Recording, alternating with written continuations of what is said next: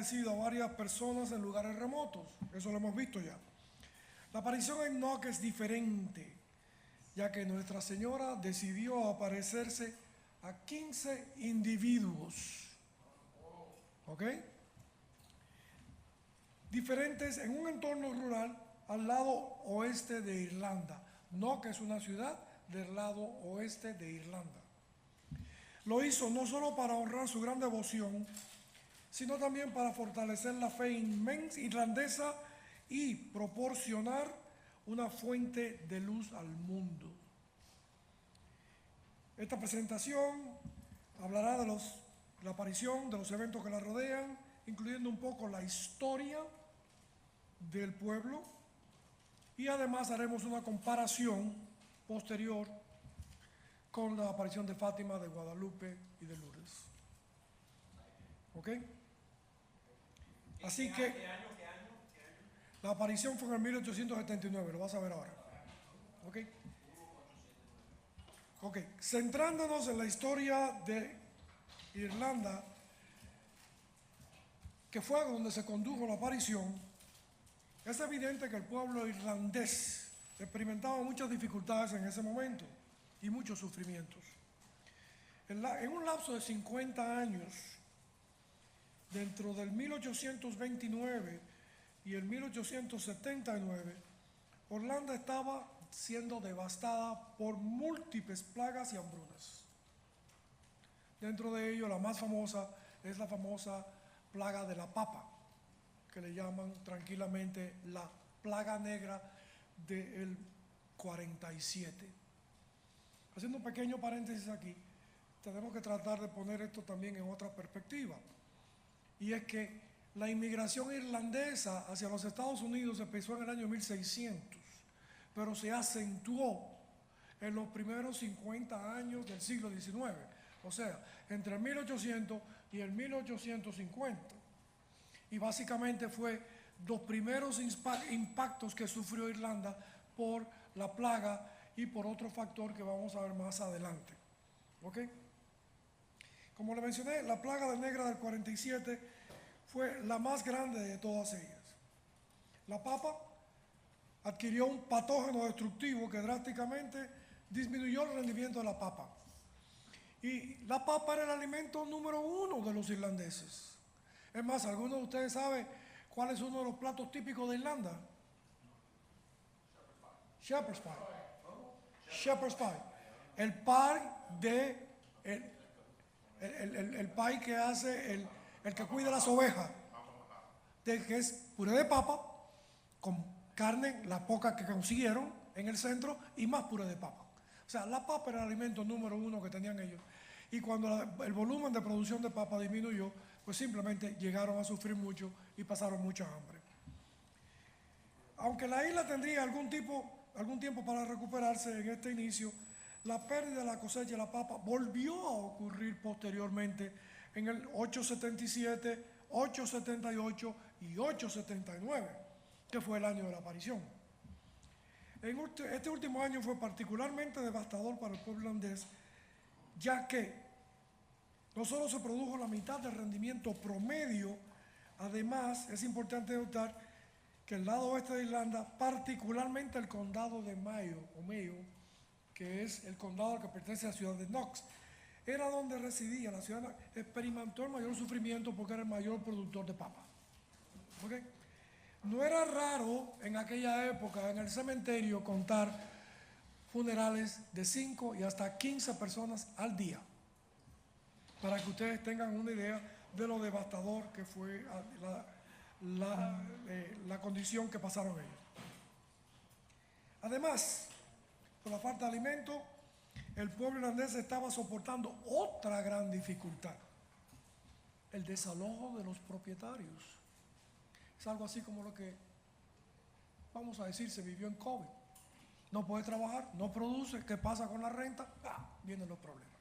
Aquí surgió exactamente igual, y debido a la desnutrición y las enfermedades que a menudo siguieron, muchos campesinos pobres no pudieron obtener fondos suficientes para pagar la renta, y ahí también se acentuó la emigración. lo que llevó a los terratenientes despiadados a expulsar a muchos inquilinos también. Se reubicaron los que pudieron en última instancia durante este periodo de tiempo, y la población de Irlanda en general disminuyó aproximadamente en una cuarta parte. Una cuarta parte. Dentro de los cuales se estima que hubo 1 millón de irlandeses que murieron de hambre. Hubo 1 millón de irlandeses que murieron de hambre por la hambruna. La combinación con la situación económica provocó una reducción de la población en una cuarta parte, se redujo a 3/4 partes, perdón, y dentro de ellos se incluye aproximadamente 1 millón de irlandeses que murieron. Examinando los eventos directamente antes de la aparición, es importante mencionar la humildad del sacerdote reverendo Kavanagh. El reverendo Kavanagh, Bartholomew Kavanagh, fue un factor importante para que el milagro tuviese lugar. Y vamos a ver por qué. Nacido en un lugar de 13 hijos, Bartolomé eventualmente asistiría al seminario y se convertiría en sacerdote. A partir de ahí estaría en su primer nombramiento durante 21 años antes de ser nombrado párroco del área o de la parroquia de Knock Agamore en el 1867. Se sabía que el padre Kavanagh tenía una devoción especial por la Madre María, la Madre de Dios, y particularmente por las almas del purgatorio que estaban sufriendo. Antes de la aparición, el padre Bartholomew Kavanagh profesó que diría 100 misas con la intención de las almas del purgatorio, que creía que la Madre de Dios deseaba liberar. Esa era su fe, esa era su convicción. Y es significativo que la aparición ocurriera una semana después de que se celebrara la misa número 100. Después de la aparición, los deberes del padre Kavanagh aumentaron enormemente, ya que ahora tenía que cuidar a los feligreses locales y también la gran masa de peregrinos que eventualmente vendrían. A lo largo de su tiempo como párroco, llevó un diario de todos los milagros, documentó los milagros que tuvieron lugar después de la aparición, en un lapso de 1 año, y se había producido un total de 637 milagros. Aunque el padre Kavanagh nunca vio la aparición, se convirtió en un partidario trascendental de su causa y sería miembro del primer cónsul del Congreso para la investigación, ¿no?, que fue en el 1879.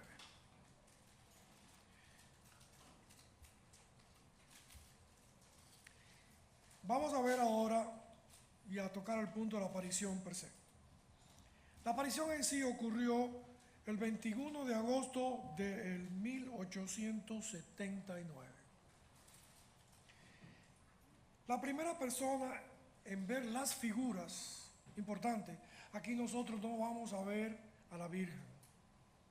Nosotros no vamos a tener una imagen como la de Lourdes, la Virgen, Guadalupe, la Virgen o Fátima, la Virgen.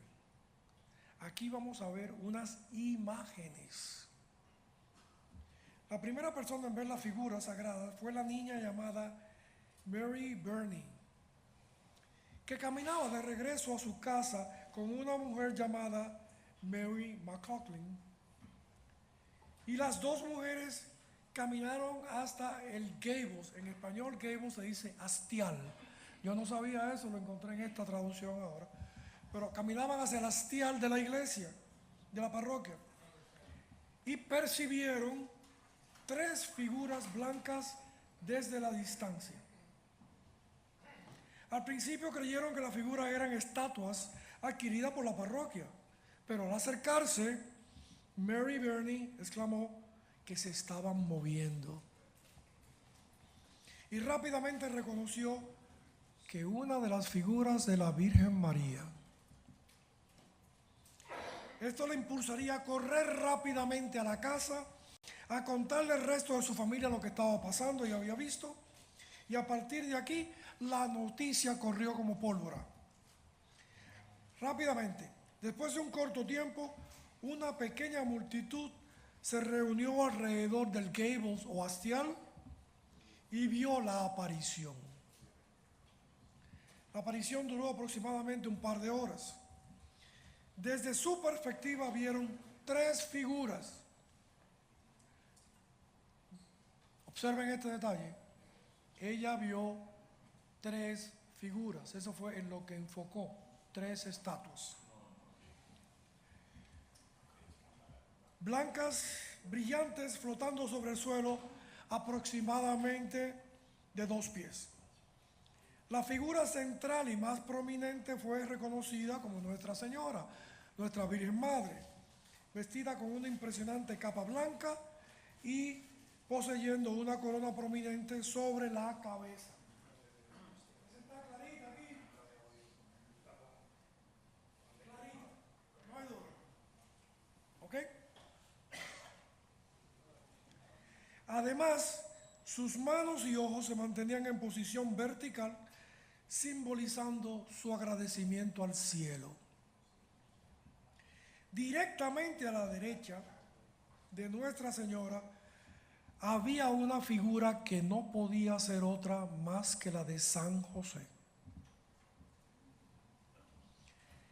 Además, en posición de oración, sus manos estaban cruzadas y dirigidas hacia Nuestra Señora, simbolizando una postura de adoración.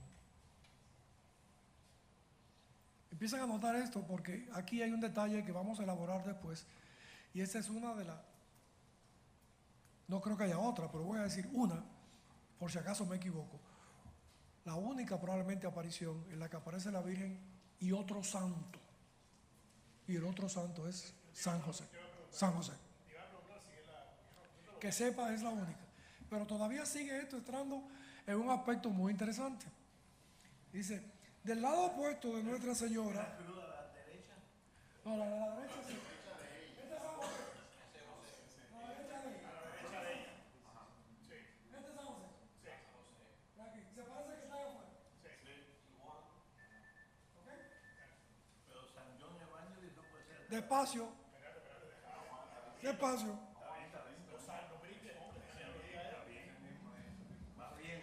En el lado opuesto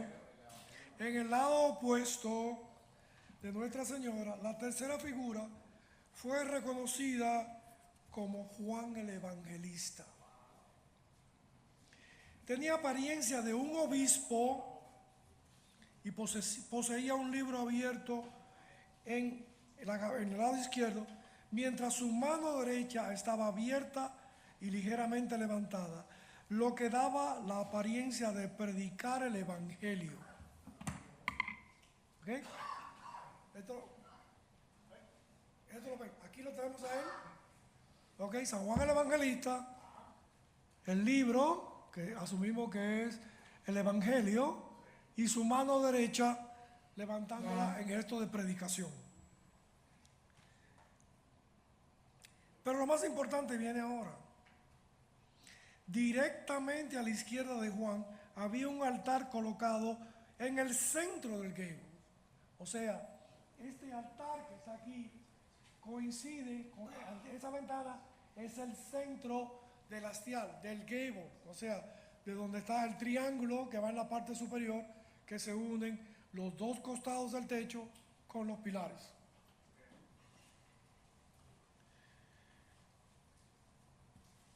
Había directamente al centro hacia que poseía un cordero de pie y una cruz blanca detrás de él.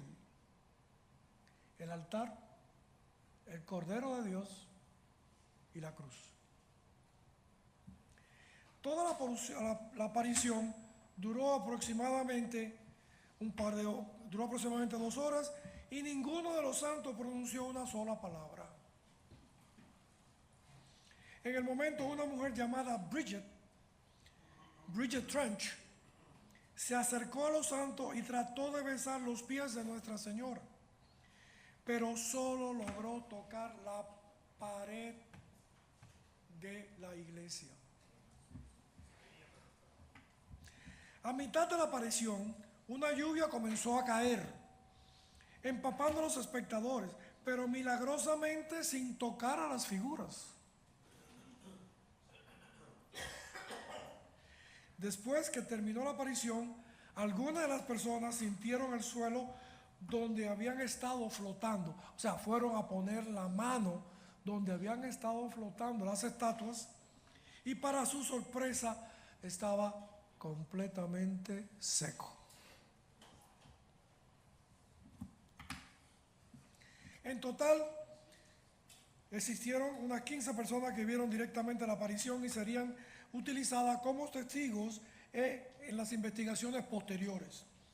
Pero en general hubo unas 20 personas que la experimentaron de alguna manera u otra. Los testigos variaban drásticamente en edad, siendo el mayor de 75 años y el más joven o la más joven de 6. 2 meses después de la aparición, el arzobispo de Tuam, el reverendo Dr. McHale, creó una comisión de investigación compuesta por 3 sacerdotes. Les dio instrucciones para interrogar a los testigos sobre lo que habían visto y después de recopilar testimonio de cada uno de los individuos, concluyeron que los testimonios de todos tomados en conjunto son confiables y satisfactorios. En el 1935, 50 años después, 79 al 35, unos 50 y un poco de años después, 55 años después para ser exacto, se crea una segunda comisión. Recuerden que la Iglesia Católica no es muy propensa a ir rápido en estas cosas, por el contrario, se toma todo el tiempo. En mi país decimos que la Iglesia Católica en este caso es más lenta que un suero de miel de abeja. Se toma su tiempo. ¿Okay? Y que sería promulgada por el nuevo actual y nuevo arzobispo de Tuam. En el lapso de un año se llevaron a cabo otra vez 15 sesiones para aprobar los 2 testigos. Solamente quedaban 2 testigos en 55 años. Una se llamaba Mary O'Donnell y el otro Patrick Barnes. Al igual que en el primero, el informe final dio la misma conclusión. Los testimonios eran satisfactorios y válidos.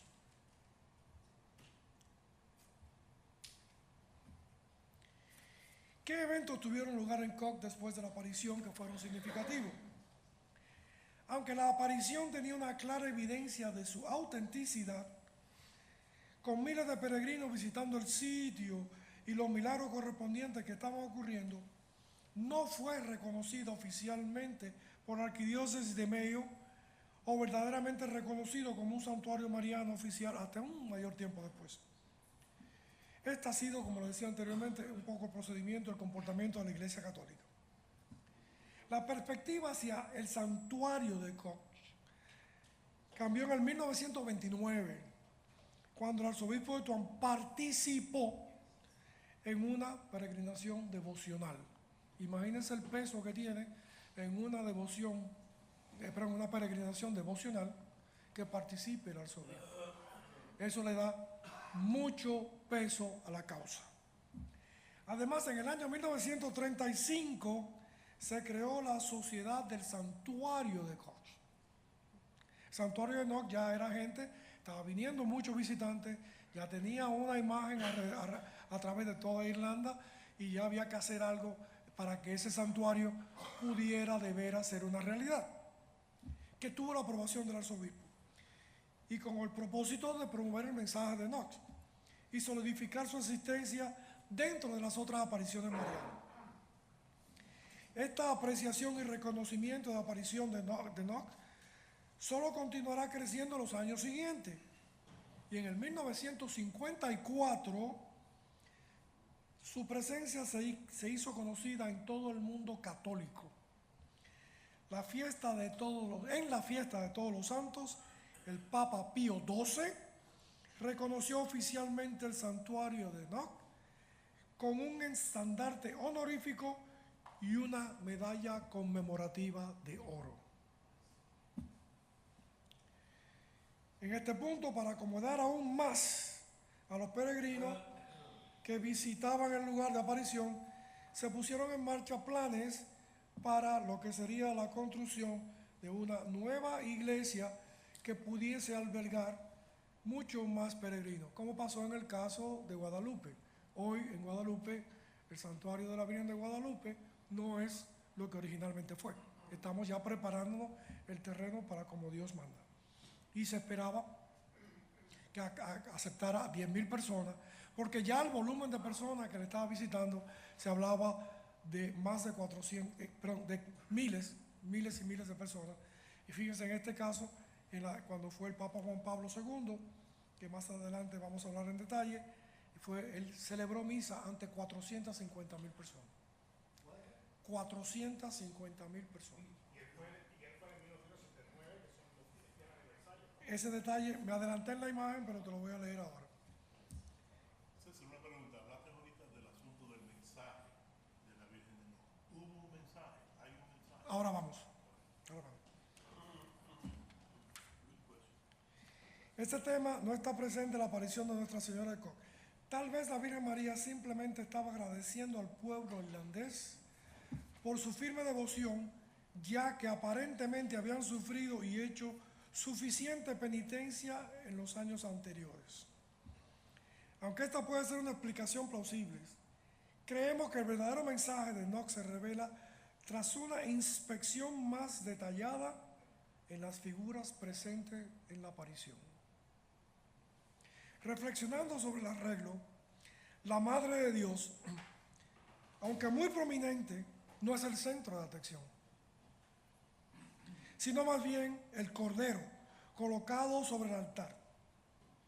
Al principio esto puede ser bastante sorprendente, pero tiene sentido al darse cuenta de que en la aparición está pidiendo una mayor apreciación al santo sacrificio de la misa. Ese es el mensaje que se interpreta. Recordemos que no hubo palabra. Estamos todos interpretándolo en base a las posiciones de las imágenes, en base a la tradición y en base al evangelio que conocemos. Pero no hubo una palabra de ninguno que pudiera decir, como es en otro caso, que lo vamos a ver más adelante, que el mensaje era X o Y.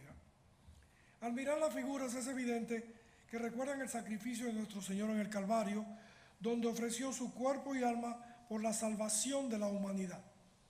Aunque José, y voy a echar atrás para que veamos esto, a ver, aquí vamos más claro. Aunque José no estuvo presente al pie de la cruz, su presencia es significativa por ser el padre adoptivo y protector de nuestro Señor. Al comparar la aparición con las Escrituras, uno puede obtener ideas de su mensaje.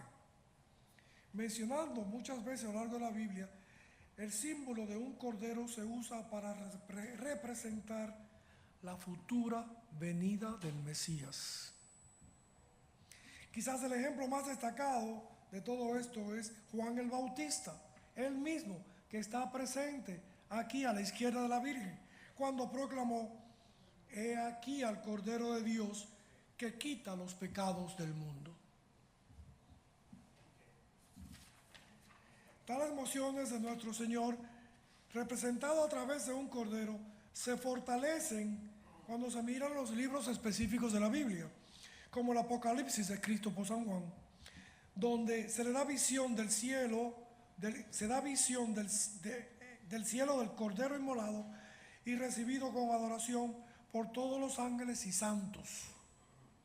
Sin duda la aparición hace referencia a este pasaje específico, ya que se ve a Juan en posición de predicación con un libro en la mano derecha. Además, puede verse como una invitación a estudiar la palabra de Dios. Por tanto, aunque la aparición de Enoch ocurrió sin una sola palabra, muchas cosas pueden interpretarse con la comprensión o interpretación de ciertos símbolos. Déjeme chequear. I let you have the chance.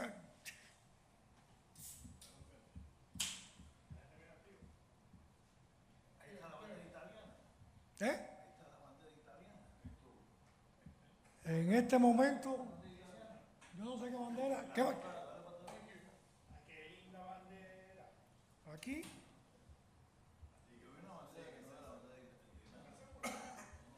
¿Ah, dice aquí? No, es la bandera. Por lo que yo entiendo. Ok. Oh, ok. El Vaticano, Irlanda, la Unión Europea. Y esa es la nueva basílica que se hizo para darle albergue a todos los peregrinos. ¿Ok? Hablamos del mensaje de Enoch y hablamos del sacrificio de la misa. Yo me quedé atrás con las imágenes, pero básicamente es evidente que cuando vemos la posición de las figuras, eso es lo que representa, porque las imágenes están a un costado. Obviamente las imágenes es lo que nosotros conocemos, nosotros asociamos, pero el centro de la aparición es el cordero en el altar, el sacrificio de la misa, el cordero inmolado. Vamos a ver ahora similaridades que comparan a Guadalupe con Fátima y discrepancias también. No todo tiene que ser igual. Una similitud presente de las 4 apariciones marianas es la humildad con la que Nuestra Señora decidió difundir sus mensajes. Al mirar a Lourdes, fue Bernadette, una niña que se le apareció Nuestra Señora, que sabemos que era horriblemente pobre, hasta su familia le había dado para que la alimentara a otra familia. En Fátima vemos lo mismo. 3 niños pequeños, Francisco, Jacinta y Lucía, son elegidos. Nuestra Señora los escoge para propagar su mensaje de arrepentimiento. Aunque las 2 últimas apariciones, Guadalupe y Enoch, son ligeramente diferentes, vale la pena mencionar que la diferencia también tiene características. Juan Diego, el indígena nativo de América que visitó Nuestra Señora, era bastante mayor. Pero si ustedes se acuerdan un poquito de aquella presentación que yo hice de Guadalupe cerca de un año atrás, aunque Juan Diego había estado casado, aunque Juan Diego había tenido su esposa que falleció, el comportamiento de Juan Diego por su casta inferior de indígena era de un niño, era obediente. Recuérdense que él no se podía dirigir a la Virgen porque es la cultura indígena del área y de la época. Él no podía dirigirse con un solo nombre. Siempre decía mi niña, mi querida, porque era la manera como se podía dirigir a un ser superior. Y para que exista un ser superior, tú tienes que sentirte un ser inferior. Y él era un niño, ese era el ser inferior que era. Por el otro lado, sí, Enoch definitivamente. Ahí hay 15 personas, ya mencioné que iban de 75 a 6 años. Pero aparecieron los jóvenes. Pudiéramos decir que la Virgen aquí buscaba a los jóvenes, pero quería la confirmación, la certeza que aportaba una persona mayor. Recuérdense que la primera vez que fue vista las imágenes, habían 2 personas, una niña con una señora mayor que venían caminando, y la niña fue la que vio que la Virgen se movía. Ese corazón de niño del cual nos hablaba el sacerdote hoy en la homilía, es el que debemos de tener, porque si no tenemos ese corazón de niño, no vamos nunca ni a creer nada, ni a aceptar nada, ni mucho menos seguir con la fe a nadie. Pero esa niña vio lo que la persona mayor no veía, y ella fue corriendo a llevar la noticia. O sea que hay una cadena también de niños no transparente, no visible, pero que podemos quizás entretejer en la aparición. También es importante señalar que cada individuo era practicante y devoto de su fe, ya que aceptaba inmediatamente lo que se le pedía. Aunque la razón exacta por la que la Virgen se le aparece a los humildes, no la conocemos, es razonable pensar que lo hace para honrar a los que han sufrido y para poner a prueba la fe de la comunidad circundante, la comunidad que le rodea. Porque para nosotros, adultos, creerle a un niño, eso sí que, vaya, hay que tener, no fe, hay que tener fe, valentía, creencia, etcétera. Todos los ingredientes que ustedes quieran. Porque para nosotros el niño, o no le ponemos atención, o está hablando cosas que no le prestamos atención. En conclusión, hay muchos detalles que rodean la aparición de Nuestra Señora de Enoch. Esto es evidente, incluidos los eventos que condujeron a ella y el suceso en sí. Eso es evidente en las hambrunas y dificultades que experimentó el pueblo irlandés en los 50 años anteriores, y los símbolos presentes de la figura santa y desarrollo, reconocimientos recibidos por el mundo exterior. Ya el mundo lo reconoce, ya la iglesia lo reconoce, ya no es una cosa regional. Además, podemos ver la diferencia de Enoch comparada con otras apariciones marianas de forma del mensaje comunicado, a través de quien lo transmitió. En última instancia, aunque Nuestra Señora de Enoch es menos conocida en comparación que las otras apariciones marianas, y que al mínimo es de igual importancia, ya que Nuestra Señora decidió aparecerse en la tierra, pero esta vez con el mensaje de que adoremos al Cordero inmolado. ¿Preguntas? Donde en el primer párrafo dice, with other saints present, estamos hablando de San Juan de Evangelista. Y San José. San José. Correcto. ¿Cuál es la otra aparición?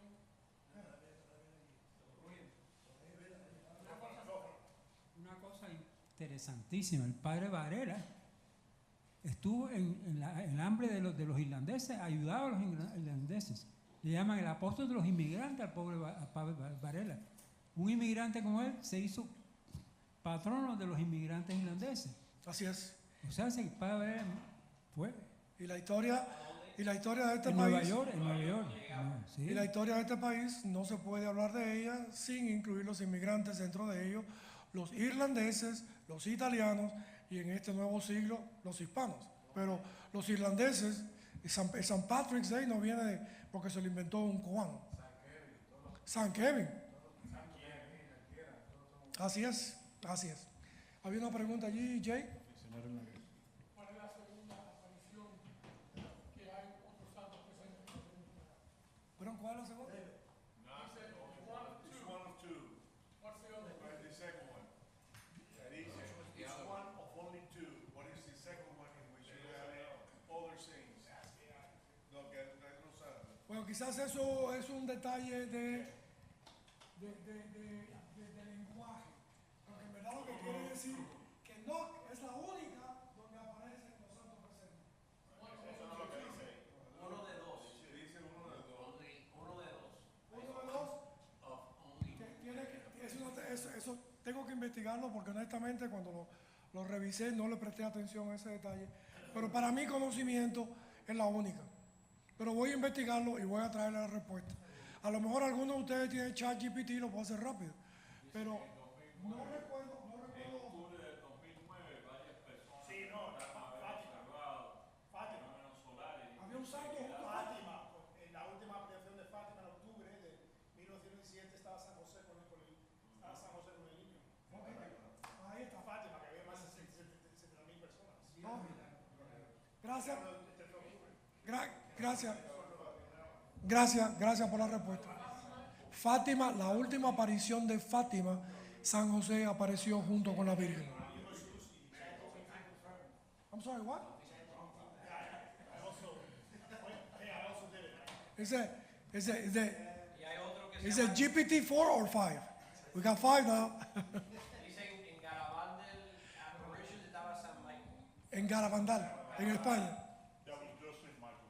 Saint Michael. It was just him. Yeah. It was not with the bird. He didn't appear.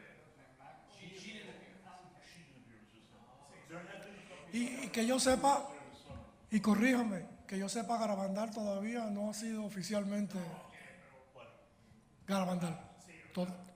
Garabandal, la aparición todavía no ha sido. Está cerca y esperemos que sea bien pronto. Porque hay apariciones, hay muchas apariciones de la Virgen. Hay muchas apariciones de la Virgen recientes que todavía están siendo investigadas. Como es el caso, creo que el nombre, la Virgen en Japón, Ikita o Ikita, algo así. Akita, que ahí tenemos todavía la estatua llorando y todavía no ha habido una definición por parte del Vaticano. Pero seguimos en este proceso. Y lo más interesante de este proceso, y por lo cual yo quise traer esta presentación, primero porque estamos en el mes de agosto, que es el mes de la Virgen, pero a mí me llamó mucho la atención el hecho de que todo indica que ella pide por el Cordero inmolado, por la Eucaristía. Y estamos viviendo un momento tan particular en nuestra iglesia, aquí específicamente en los Estados Unidos, donde la gran mayoría de los católicos creen que van a la iglesia y tienen creencias totalmente equivocadas. La primera, que van por el cura si les gusta. Y la segunda es que eso es pan y vino. Que eso es pan y vino. No creen en nada, que van porque Jesús va a estar presente. No creen en nada, que es un momento de estar en reverencia delante del Señor. Nosotros no nos ponemos de rodillas porque a ti o a mí nos guste. Ya no nos gusta ponernos de rodillas, pero ante un rey hay que ponerse de rodillas. Y es una tradición que viene de toda la jerarquía histórica. Ante los reyes, eso es lo que hacemos. Nosotros no nos aparecemos allí en chancleta, ni nos aparecemos diciendo, hola, ¿cómo tú estás? What's up, guy? Y esa cultura se ha ido perdiendo, pero milagrosamente, poco a poco, parece una tercera generación que está enfocando más la belleza de la tradición de la Iglesia Católica, y estamos recibiendo católicos constantemente que se acercan a nosotros. Esperemos seguirle dando la bienvenida.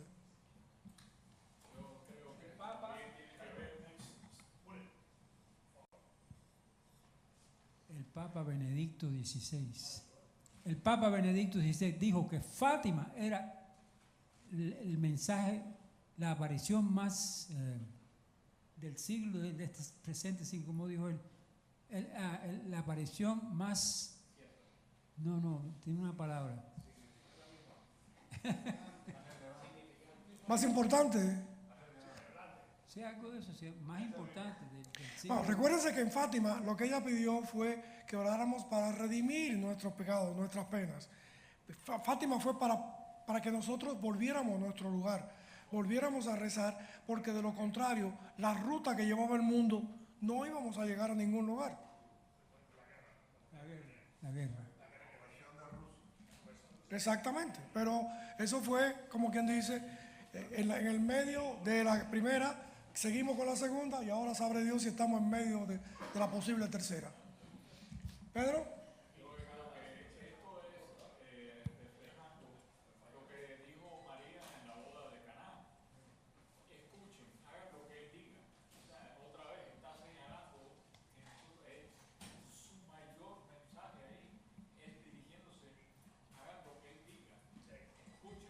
Así. Y sobre todo lo que él hizo, que dio su vida por nosotros.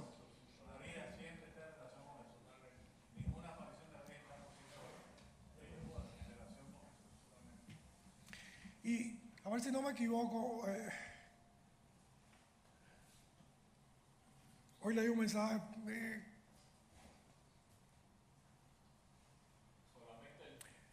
El término, la característica es el siguiente. Hoy leí un mensaje que tenemos que entender la diferencia entre mediador e intercesor. Mediador es Cristo, únicamente, nadie más. La Virgen es intercesora, apela nuestra petición ante Cristo, pero el mediador entre Dios y nosotros está claramente definido en su Hijo Jesucristo. Ahí no hay duda. Corrígame, Padre, si metí la pata. Pero eso tenemos que tenerlo claro. Y no podemos dejarnos llevar por la fanaticada protestante que la Virgen no tiene ningún poder ni nada por el estilo. Es la mejor mediadora que conocemos. Pero intercesora que conocemos. Abogada. Mediatriz. Igual que hay que tener claro lo que es una aparición y un hallazgo.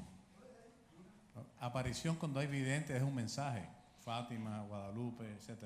En Cuba es un hallazgo de la imagen. Encuentra una imagen dominicana en la Altagracia, un hallazgo, un encuentro de la imagen. Así es. Medjugorje es una aparición, pero está en proceso de la iglesia estar estudiando esa religión.